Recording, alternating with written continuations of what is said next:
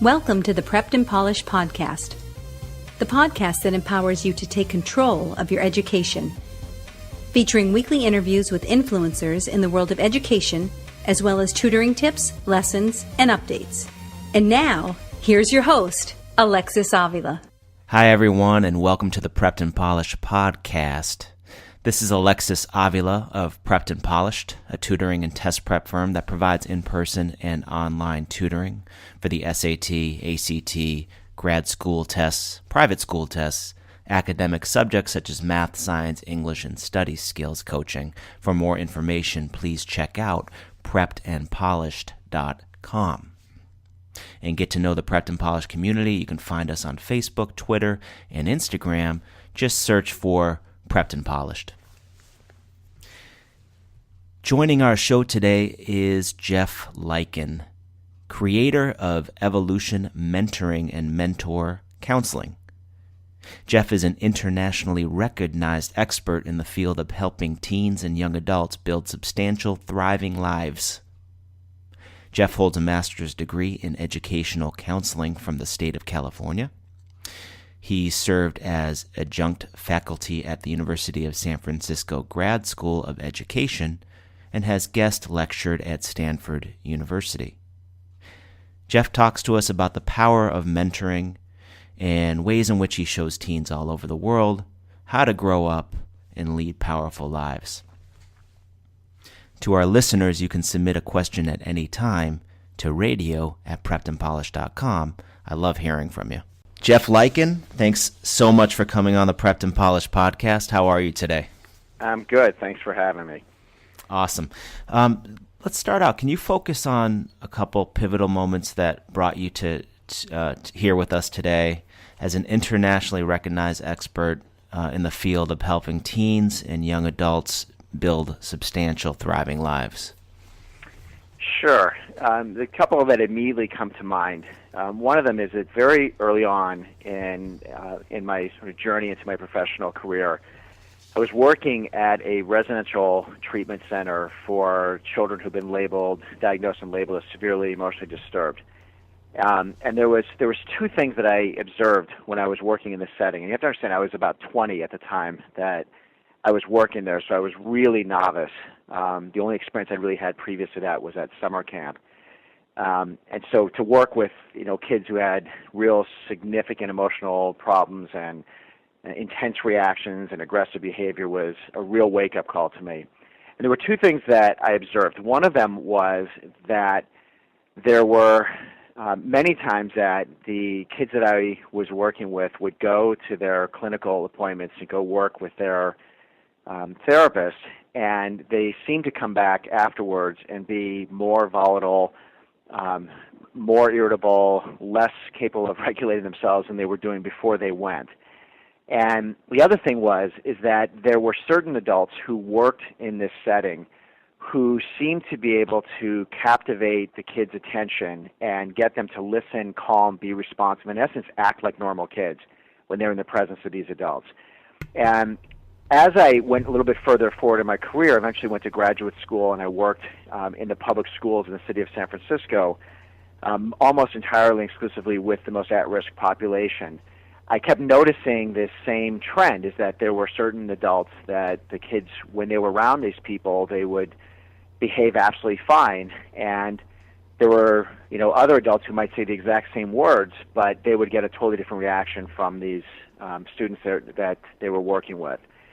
I kept observing this pattern again and again, and eventually when I started my own practice, it became very, very clear to me that one of the things that was going on was that the traditional psychotherapeutic clinical approach to working with youth was primarily a method which would require them to have to put their attention on things that brought out the worst in them. So the bad memories of what happened or the stories about how the times they got in trouble, and it would bring out the worst in the kids. The other thing that I observed was this pattern of certain adults that these same kids would be around, and all of a sudden their life would light up and they would be excited about their futures. And it kept happening again and again and again until about 1998, I met this guy named Joseph Riggio, who was offering some training work that I had been following and sort of been referred to work with him. And he pointed out to me this thing that I had already been observing, but he actually put a whole frame around it. And the frame that he put around it was something which he referred to as an excitatory bias. So I'm trying not to be too technical with you, but in simple, the idea of the excitatory bias is that if a person learns to put their attention on what works for themselves, if they put attention on where their strengths are, on the things that bring out the best in them, what happens is that they begin to live a life from a place of what works and from what brings out the best in them. And the excitatory bias becomes this way of life where a person is organized to sort for possibilities. So no matter what situation they find themselves in, they can always be looking for solutions or something that would find their way out of it, as opposed to an orientation which is inhibitory, which is about what's wrong with the world and what the problems are. So that's technical. Let me give you an anecdotal of it. I work primarily with teenagers. So it's a very common thing that I'll get a phone call from a teenager who is either upset because something happened with friends or something happened with parents, or they went to school and there was an exam dropped on them at the last minute, and now they have to prepare for an exam tomorrow, and they have a 3-page paper they have to write, and they have college applications that are due and all this kind of stuff. And whereas in the past, before we started working together, what they would probably do is get all stressed out about this, which means tensing up their bodies and getting all their, the hormones flushing through their body that's just going to make them more anxious and bring their heart rate up, and then talk to their friends about it, who are only going to reinforce for them how unfair life is or how bad everything is. Instead, what I'm training them to do is to be able to settle themselves, calm their heart rate down, and put their attention where it needs to be so that they can perform at their best. And this idea of performing at their best is, when you are able to really sit down and you can study and you have the confidence to go and talk to people, or when you can be around other kids who are behaving a particular way and it just doesn't bother you, where are you putting your attention? How do you go about doing this? And this became really the focal point of my practice, was teaching teenagers how to be able to stay centered, stay calm, stay focused, stay oriented towards possibilities no matter what obstacles or challenges come their way in life. And coming back around to where we started with this, with your question, the contrast from what I was doing versus when the same teenagers had been going to traditional psychotherapy, where they were coming in and instead talking about their problems and how they feel about those problems and what it reminds them of, which of course only leads them into a darker place inside themselves, was a dramatic contrast. And what would happen was the same teenagers who had been stuck or feeling anxious or overwhelmed, after working with me and learning this methodology, which I offer, all of a sudden found themselves able to walk into school and have confidence and be able to stay calm and stay focused and be able to handle setbacks in life. And instead of thinking about the future as a place to be nervous or worried about, they began to approach the future as an exciting adventure to be lived. And this was this fundamental thing that happened very early on in my career, when I noticed the difference between the kind of adults who seem to be able to bring out the best in kids versus these other methodologies which tend to actually drag them down. So essentially, what I did was build a model trying to replicate what all these best teachers and best coaches and that uncle who knows exactly how to say things in a way that gets you to smile again, what they were doing. Yeah. That's awesome. How are teens the same today from when you worked with them 25 years ago, and how are they different? The simplest answer that I'm going to give to that is the way in which they are the same is that there's really, as I see it, there's really 2 stages of the teen years, and this has not changed. The first stage hits around middle school, typically by about 7th grade, quite literally usually as they're turning from 12 to about 13 years old, so as soon as we add teen into the age. And it's this shift where it's away from being a child and instead it's about being a teen. And this hasn't changed. It's this age where all of a sudden I don't want to be seen as a little kid anymore. I want to be seen as a teenager. I'm more concerned about what my friends are doing and what other kids are doing, and I want to be with my friends, and I want to have a certain kind of social status. And so that's the same. The other part of the teenage years usually hits around 15 and a half to 17 years old, and it's this awakening that I am my own person, and I am rapidly becoming an adult, and I have to figure out who I am. And up until now, I have been who I've been told I'm supposed to be. I've been told I've been who I have to be. I've been who I needed to be in order to be part of whatever group I want to be part of.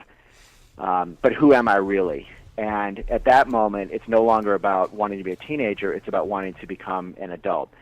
And that has stayed the same from the earliest years I worked.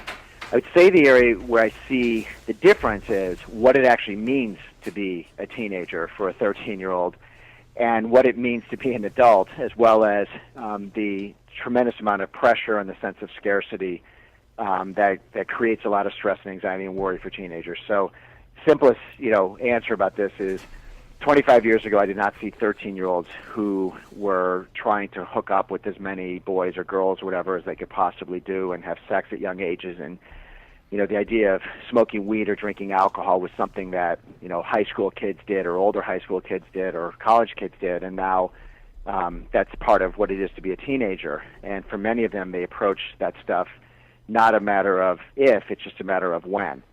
And for the older teenagers, the thing I think that has shifted is there's a substantial sense of scarcity now, which leads them to feel they're in competition with anyone and everyone around them, and if they don't get into certain colleges, they're not going to have a chance in life, and that kind of pressure and stuff that comes that is different than it was 25 years ago. So. Wow. And what about the parents over the last 25 years? Parenting styles the same? Well, there's so much that's been written about this and talked about this, and part of it is that you have, the sort of older teenagers, the ones who are in their late teens into their 20s right now and even early 30s, are being raised by baby boomers, and the rest of them are being raised by the Gen Xers like myself.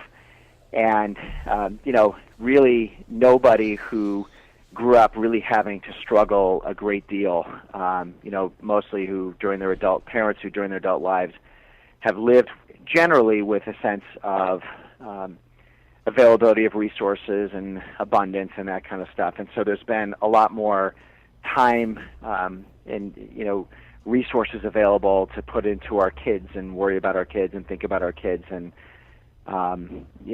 there's that element that I observe as much as probably anybody else does. Is in a way, parents have too much time and too much expectation of their kids.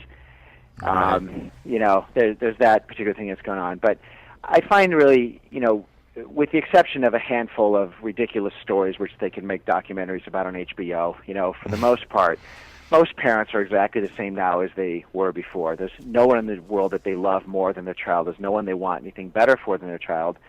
And I would say, if anything, where they get lost is in the endless worry about where they're going to perform academically and how important that is to their future, and oftentimes forgetting that there's the other 95% of what it takes to be successful and happy in life, where our kids are actually, in general, very unprepared and undereducated. Jeff, I was studying your website, and you mentioned somewhere that some of these teens need to learn how to grow up. Can you elaborate on that?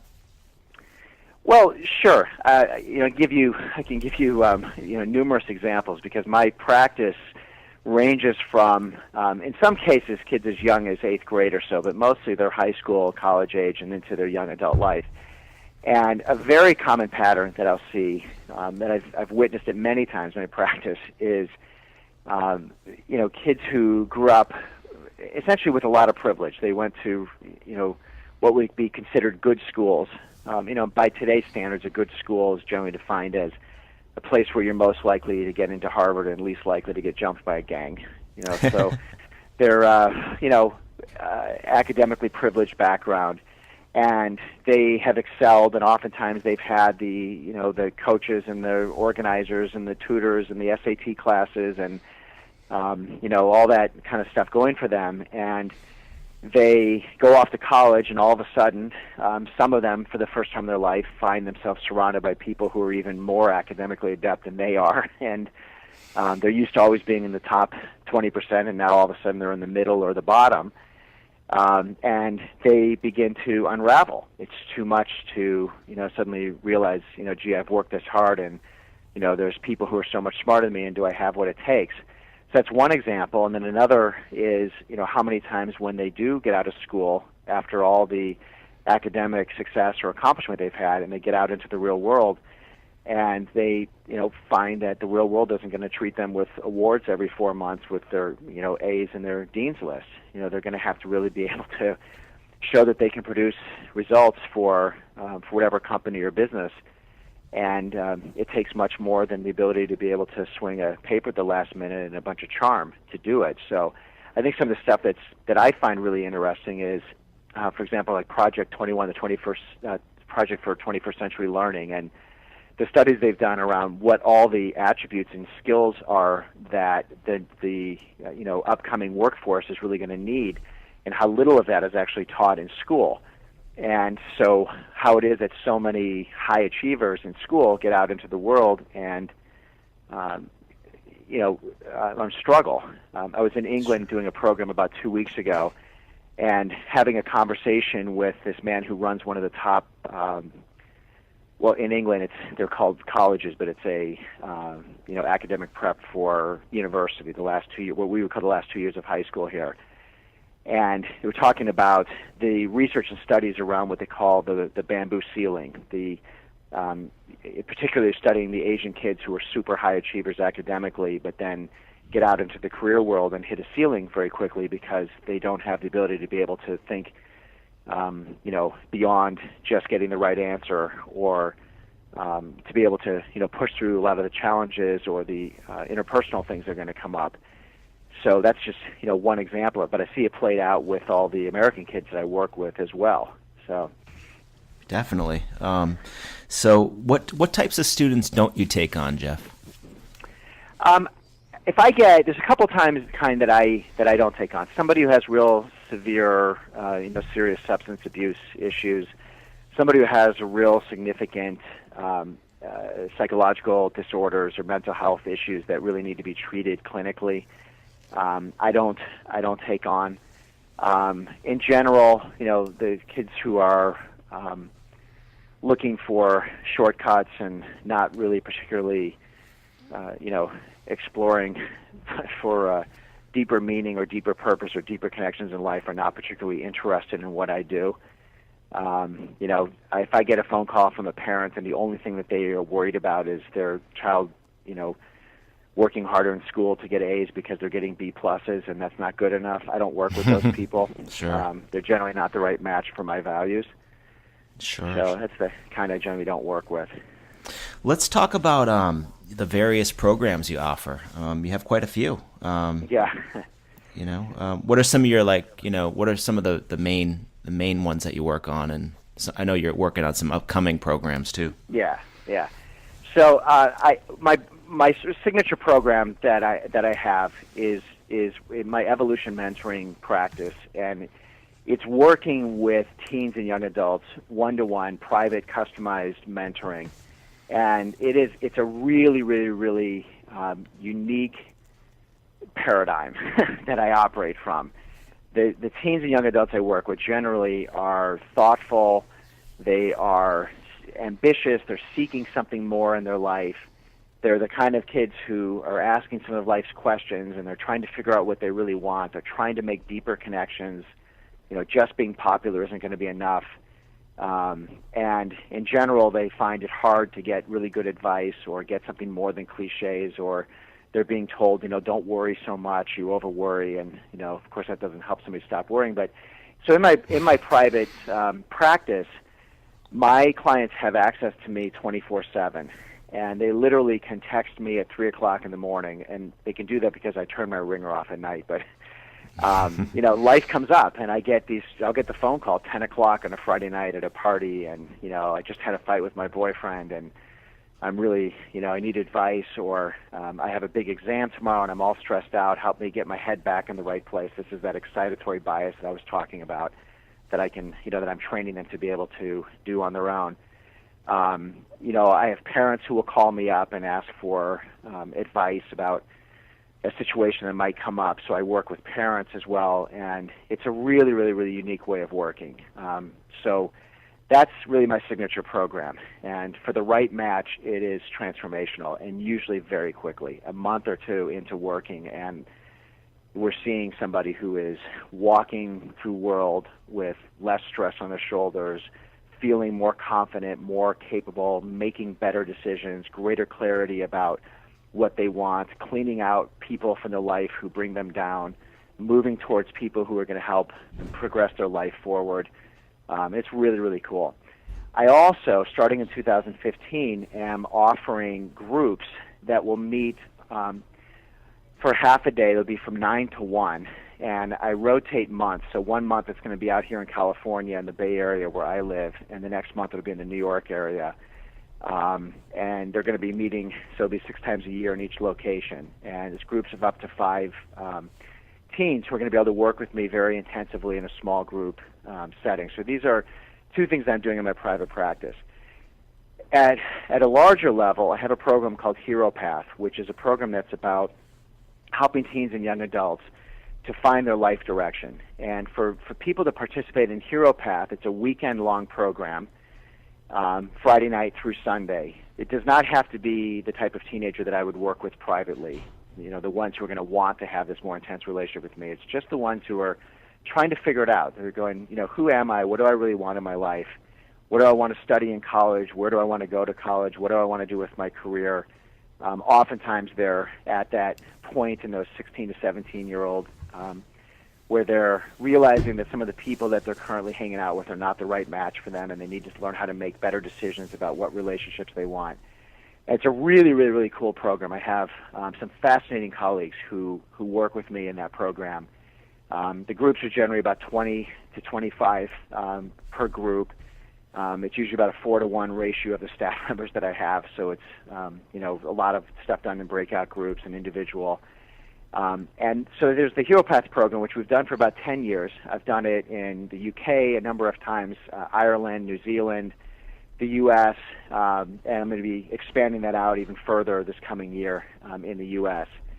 And there's a Hero Path coaching program, which is to attend the weekend program, but also then get 1 whole year of coaching as a once-a-month coaching sessions that will reinforce the learning that went on during the Hero Path weekend. It's really, really cool the way that we're doing that. I'm already in the midst of the first group going through it right now, and the results have just been phenomenal for these kids who are going through it. And it's, again, designed for those who are not necessarily looking for the intensive kind of work they're going to get with me privately, but they really have something particular they want to be working on, and they want the coaching to be able to work on that one particular thing. And so there's that program. The last thing is that I am, in 2015, launching a program which is actually called Hero Path Launch. And this is actually publicly the first time that I've announced this, although I've been writing a little bit about it to my inner circle. Nice. That's okay. Which is a program that is a year-long coaching program designed for the failure to launch generation. So if you are a parent listening to this and you have that 19 to 25-year-old who is either in school but just going through the motions, or dropped out of school, or didn't go to school at all, or just graduated, is now living on the couch and can't figure out what they want to do with their life, and is really stuck, this is going to be a really remarkable program. And I'm going to work with 10 people only over the course of a year. We're piloting this and working very intensively with them. And I've actually already run this model now with several different young men, actually, in this demographic in the last 2 years, and it's been remarkable. One of them, who had been working for a couple of years at an Outback Steakhouse, and left college and was living in an apartment, and lost his lease and had to move back in with his parents. And I got a desperate call from the mom saying my 22-year-old is smoking pot and living at home and working as a waiter. And I met this young man, very reluctant on his part, and after one conversation with him, helped him to realize what he really wanted to be doing and shifted one thing in his perspective about what it would take to go do it. And now he has started his own business and is doing this whole really unique niche of customization of cars and stuff. It's really, really cool. That's awesome. Another one was a young man who was about 20, followed a girl after high school, so didn't go off to college, went to junior college actually, didn't go to four-year university. And after about 6 months, the relationship ended, and he was devastated and really stuck in his life for about a year and a half, wallowing in it, and probably 3 meetings with him, and all of a sudden got him back engaged in life, and now he's back in school full-time and going to four-year university and made a whole bunch of new friends and, really launched into his life and stuff. So this is what I'm going to be planning on doing with a group of 10. It's probably going to be mostly males because that seems to be the demographic, but it's not going to be limited to that. So here we'll have launch. Yeah. This is incredible. Really exciting. Jeff, what would you say is the most rewarding part of the work for you? Well, oh wow, that's such a beautiful question. I appreciate that, and so it's one of those where I think I don't want to get it wrong. I think for me, it is. I've worked with so many in my private practice, and again, this is really for parents know exactly who I'm talking about when I describe it. It's the kid that is more thoughtful and a little bit more, seeking a little more, a little bit deeper. Oftentimes, parents will just say, "Well, it's a little bit of an old soul," or they've always been the one who is a little bit more aware or a little bit more concerned about, their friends or, that kind of stuff. And there's so many times that I've worked with these, and I call them kids, but I know they're teens and young adults. When I work with them, where they've gotten so discouraged, it's so hard to be this type of person when the pop culture around is just fast moving and not, particularly interested in substance. And when all of a sudden they come to that point where they go, it really feels good to be who I am, and I know that I can be who I am and live in this world even though it isn't going to be easy. And when that moment happens, that thing clicks, when the pieces just come together, and all of a sudden they go, wow, I'm no longer afraid, I'm no longer insecure, I am excited to be who I am and to be able to live the kind of life that I really want to live, even though maybe it's not going to be the easiest path for me, but I'm excited to live it. When that moment happens, that is probably the most satisfying experience that I have. Being invited to their weddings down the road and watching them as they have career success or launching their own businesses or, reconnecting with family that they had, turned their back, and all that kind of stuff is wonderful. But that's all the sort of reward that comes afterwards. It's just that moment where I know they've got the pieces in place now, and they can go out and they can have an awesome life. That's amazing. Jeff, how can we get in touch with you? Well, two easiest ways. I'm in the modern world with everybody else, so email and phone. So I'll give you my email is Jeff. That's simple enough. JEFF at Leiken.com. LEIKEN.com. It's also my website, www.leiken.com. LEIKEN.com. And my phone number is 415-441-8218. Again, 415-441-8218. And I'll tell you about the website is I actually have about 5 different websites, one for each of my programs. Every one of them is accessible off of that Leiken.com. But a parent could easily email me and say, hey, I want to know more about this program, and I'll direct you to exactly where you need to go to get the information. So, okay, perfect, yeah. Jeff, to the teens listening to the podcast today, couple bits of advice about before they cross that bridge to young adulthood? Well, okay, again, how much time do I have? All right, I'll try to keep this very, very brief. I would say that very likely, if you're listening to this podcast, you have at least gotten a little bit of, if not earfuls, of this message about how critical your grades are and how important it is that you do all these things to boost your college resume so that you can be competitive to get into the top colleges and universities and that stuff in the country. And I'm not going to discourage anybody from going to college. I'm not going to discourage anybody from pursuing whatever school they dream of going to. What I am going to offer is that is about half of 1% of what it's actually going to take for you to really be able to thrive in your life.